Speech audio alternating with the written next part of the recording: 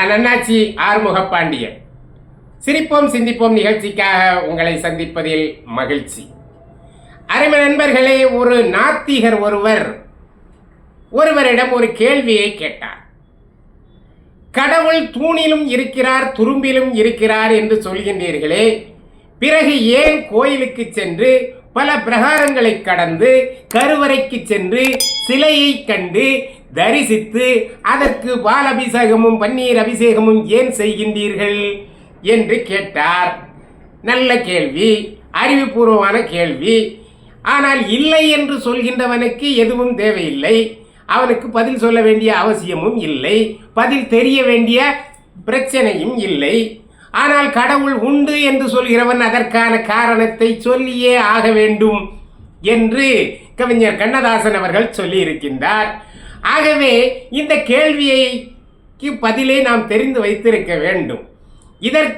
இந்த கேள்விக்கு பதிலாக காஞ்சி பெரியவர் சொன்ன பதில் மிக பொருத்தமான பதில்.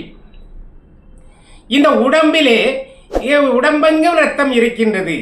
ஆனால் ஒருவருக்கு ரத்தம் தேவைப்படுகின்ற பொழுது ஏதாவது ஒரு இடத்தில் ஊசி மூலமாக நாம் இரத்தத்தை எடுக்கிறோம். அதை போல மாட்டில் பால் இருக்கிறது. மாட்டில் பால் எங்கே இருக்கிறது என்று யாருக்கும் தெரியாது. ஆனால் பாலை கறக்க வேண்டும் என்றால் அதற்கு மடி தேவை. மடியில் இருந்துதான் பாலை கறக்க முடியும். வேறு எந்த இடத்தில் எடுத்தாலும் பால் வராது. ஆகவே கடவுள் உலகம் எங்கும் இருந்தாலும், தூணிலும் இருந்தாலும், துரும்பிலும் இருந்தாலும், எறும்பிலும் இருந்தாலும், யானையில் இருந்தாலும் அவனை வணங்க வேண்டும் என்கின்ற எண்ணம் வருகின்ற பொழுது அதை ஒரு இடத்திலே வணங்க வேண்டும். அதற்கு அந்த இடத்தை புனிதமாக போற்ற வேண்டும். அந்த இடத்திலே நம் கவனத்தை சிதறவிடாமல் நிற்க செய்ய வேண்டும். அதற்கு ஒரு சிலை வேண்டும். அந்த கவனத்தை ஒருமுகப்படுத்துவதற்கு கோயில் வேண்டும், அமைதி வேண்டும், சாந்தி வேண்டும். இவையெல்லாம் கூடியதுதான் கோயில்.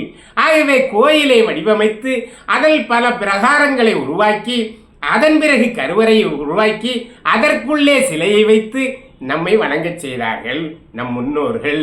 வேறு துரும்பிலும் இருக்கிறார், தூணிலும் இருக்கிறார், உலகத்தில் எங்கும் இருக்கிறார்.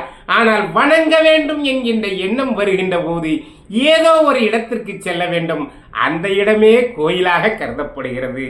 ஆகவே அருமை நண்பர்களே, இறைவனை வணங்குவோம், இறைசக்தியை பெறுவோம். நன்றி, வணக்கம்.